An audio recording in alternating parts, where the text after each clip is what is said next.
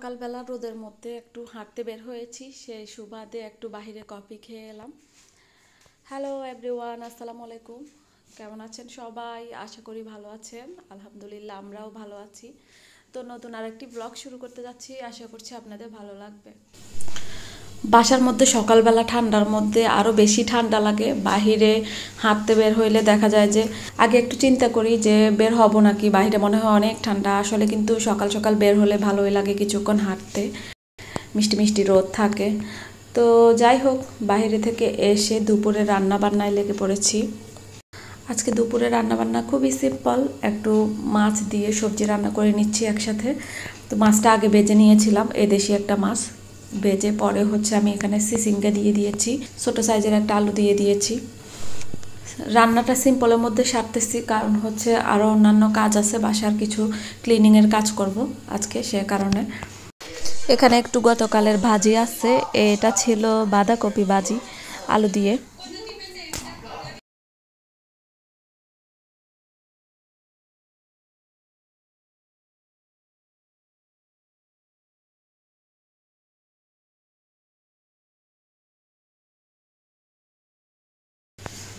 এই যে সবজির সাথে মাছটা কিছুক্ষণ কষিয়ে তারপরে হচ্ছে ঝোলের জন্য কিছুটা পানি দিয়ে দিচ্ছি। এই যে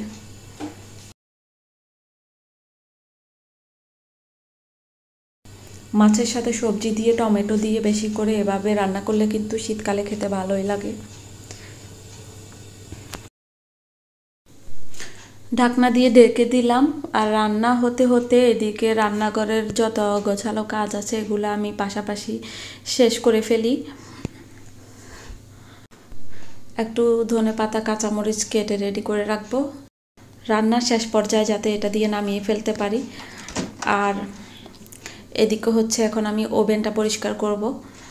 তো 2 সপ্তাহ ধরে ওভেনটা পরিষ্কার করা হয় না, ওভেনের ভিতরে বাহিরে অনেক ময়লা হয়ে আছে। তো এখন হচ্ছে আমি আগে একটা স্প্রের সাহায্যে এটা হচ্ছে পুরোটা স্প্রে করে নিব। এই যে বাসার ক্লিনিংয়ের কাজগুলা জমিয়ে সব একদিনে একসাথে করাচ্ছে, আমার মনে হয় মাঝে মাঝে যখন যেটা হাতে পড়ে করে ফেললে কিন্তু কাজটা কমে যায় আর জমা হয় না।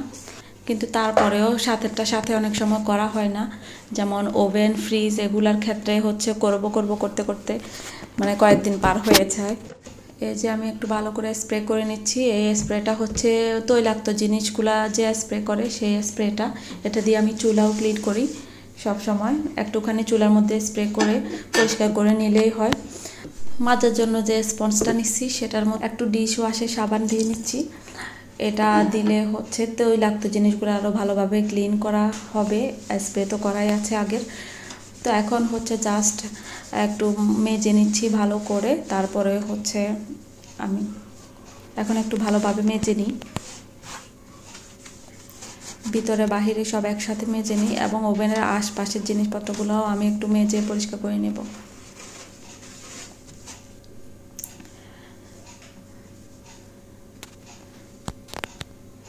অত বেশি ঘষাঘষি করতে হয় না, এটা একটু মানে স্প্রে করার পরে একটু মেজে নিলে এটা খুব সহজে পরিষ্কার হয়ে আসে।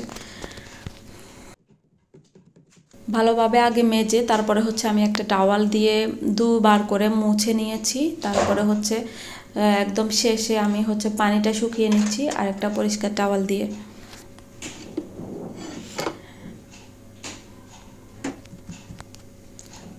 এই যে আমার ওভেনটা পরিষ্কার হয়ে গেছে, আর ওভেনের ভিতরে থাকা প্লেটটাও আমি হচ্ছে এখানে দিয়ে ওয়াশ করে নিয়েছি। আগে এটা ভিজিয়ে রেখেছিলাম কিছুক্ষণ স্প্রে করে। এই যে এখন হচ্ছে ওভেনের আশপাশগুলোও আমি একটু পরিষ্কার করে নিচ্ছি।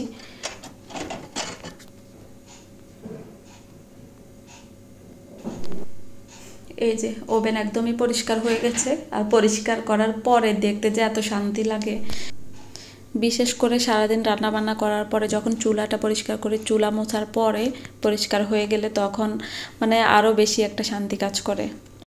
এটা বলে বোঝানোর মতো কিছু নেই, এটা হচ্ছে যারা করে তারা এমনিই বুঝতে পারে।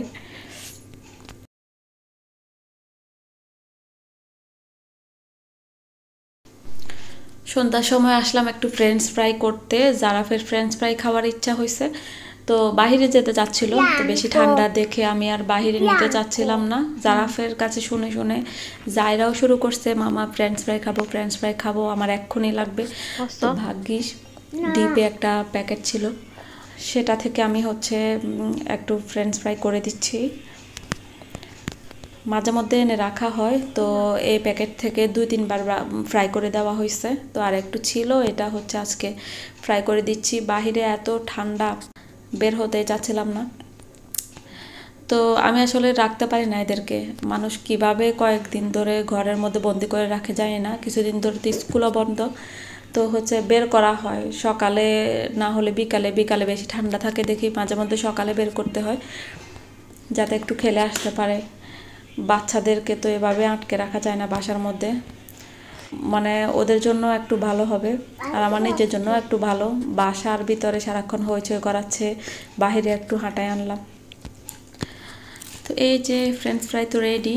এখন হচ্ছে রুমের মধ্যে এনে দিয়েছি ওদেরকে। দুজনে হচ্ছে টিভি নিয়ে, মোবাইল নিয়ে ব্যস্ত, সেজন্য হচ্ছে একটু এনে দিলাম।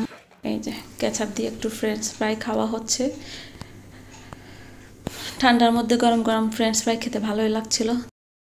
এরপরে আমি চলে আসছি একটু মুড়ি মাখাবো, সেজন্য তো একটু পেঁয়াজ, কাঁচামরিচ, টমেটো কুচি কুচি করে কেটে সরিষার তেল দিয়ে একটু লেবুর রস দিয়ে ভালোভাবে মেখে নেব। এই যে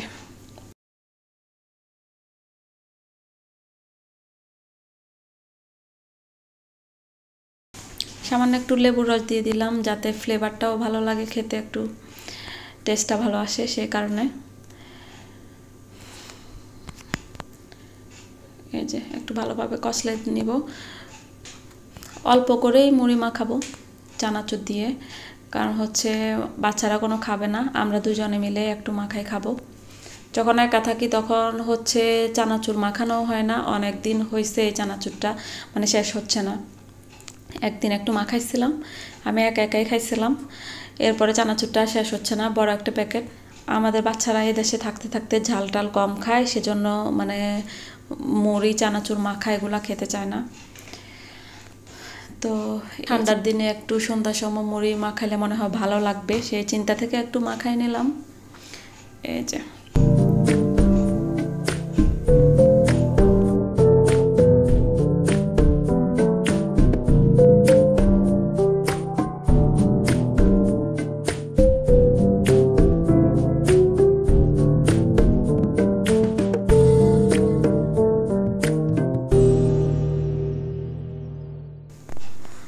আজকে এই পর্যন্তই, কথা হবে আবারও নেক্সট কোনো ব্লগে। সে পর্যন্ত সবাই ভালো থাকবেন। আল্লাহ হাফেজ, আসসালামু আলাইকুম।